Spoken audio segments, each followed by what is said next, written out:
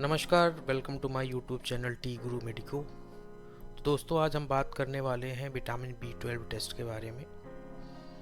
तो आप लोग इसे अच्छे से सुनें और समझें। विटामिन B12 एक तरीके का कोबैलामिन है जो वाटर सोल्यूबल विटामिन होता है। ये हमारे बॉडी के वेरियस टाइप के फंक्शंस में इन्वॉल्व होता है, जैसे कि एनर्जी प्रोडक्शन में, नर्वस सिस्टम फंक्शंस में, रेड ब्लड सेल फॉर्मेशन में, DNA सिंथेसिस मतलब बॉडी के ग्रोथ में इन्वॉल्व होता है, fatty acid and amino acid metabolism body का जो मेटाबॉलिक रिएक्शंस फंक्शंस है उसमें इन्वॉल्व होता है। सो ओवरऑल करने का मतलब आप बॉडी के ग्रोथ में भी ये एक इम्पॉर्टेंट रोल प्ले करता है। अब इसकी डिफिशियंसी के कॉजेज़ क्या क्या हैं।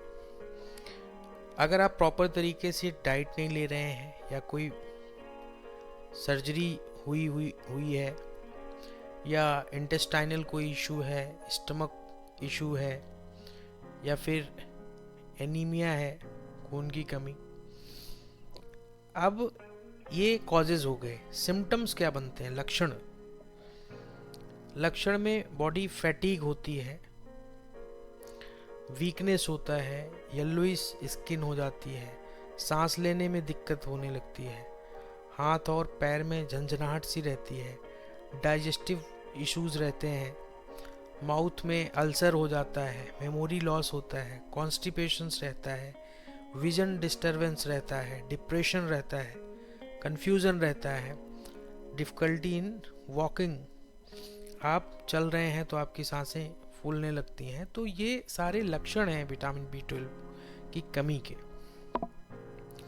अगर इस टाइप का लक्षण है तो आपको विटामिन B12 चेकअप कराना चाहिए। अब बात आती है कि फूड रिसोर्सेज क्या है। अगर विटामिन B12 जो है कम है, या आपको इस तरीके के लक्षण दिख रहे हैं, तो आप घर में भी अपनी डाइट में भी कुछ चीज़ें ऐड ऑन करेंगे, जैसे एनिमल डेयरी प्रोडक्ट्स। ये बहुत इम्पॉर्टेंट होता है विटामिन B12 को इंक्रीज़ करने में। तो मिल्क प्रोडक्ट, डेयरी प्रोडक्ट आपको लेना है। उसके बाद विटामिन B12 का डेली इंटेक का अगर हम बात करें तो एडल्ट में 2.4 से 2.6 मिलीग्राम पर डे लेना चाहिए। प्रेग्नेंट वुमेन है तो 2.6 से 3.0 मिलीग्राम पर डे लेना चाहिए। ब्रेस्ट फीडिंग करा रही है वुमेन बच्चे को, तो तब भी आप 2.6 से 3.0 मिलीग्राम पर डे जो है विटामिन B12 अपनी डाइट में लेना चाहिए। इस चीज़ का आपको खास ध्यान रखना है। हेल्थ बेनिफिट्स की बात करें तो विटामिन B12 आपके बॉडी में जो है एनर्जी को बूस्ट करता है, इम्प्रूव्ड करता है कॉग्निटिव फंक्शंस को, लाइक आपका सेंस, आपकी सोचने समझने की क्षमता को इम्प्रूव करता है। आप नर्वस सिस्टम का जो नर्व फंक्शंस है उनको इम्प्रूव करता है। होमोसिस्टीन लेवल को रिड्यूस करता है, जिसकी वजह से आपको बॉडी के अंदर स्ट्रोक, हार्ट अटैक, क्लॉट्स, इन सब का खतरा जो है बॉडी के अंदर कम हो जाता है। बोन्स को हेल्दी रखता है। सो ओवरऑल एक इम्पॉर्टेंट रोल प्ले करता है बॉडी के ग्रोथ के लिए। विटामिन B12 में अगर डिफिशियंसी रिस्क की हम बात करें तो एनीमिया हो गया, न्यूरोलॉजिकल डिसऑर्डर हो गए, ब्रेन से रिलेटेड जो डिसऑर्डर है, कार्डियोवैस्कुलर डिजीज़ हो गए, हार्ट से रिलेटेड, प्रेगनेंसी में कॉम्प्लिकेशंस, और वीकनेस ऑफ इम्यून सिस्टम आपका वीक होना, ये डिफिशियंसी रिस्क है विटामिन B12 के।